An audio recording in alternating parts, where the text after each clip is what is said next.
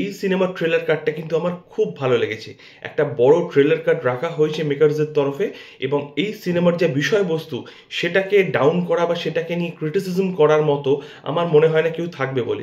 খুব সুন্দর একটা বিষয়। এই বিষয়ে আগে টলিউডে বা বলিউডে সিনেমা হয়েছে নাকি আমি জানি না, আমি দেখিনি অন্তত।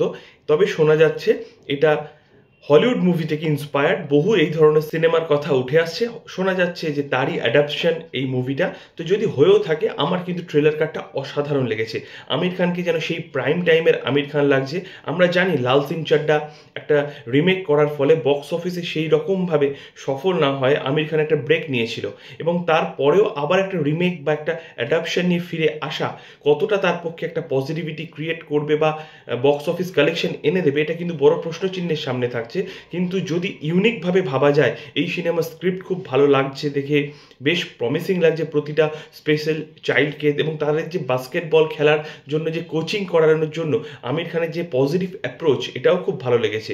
এটুকু আমি হলফ করে বলতে পারি, এই সিনেমার ইমোশনাল সিনসগুলো এত সুন্দরভাবে বিল্ড আপ করা হবে, মনে থেকে যাবে।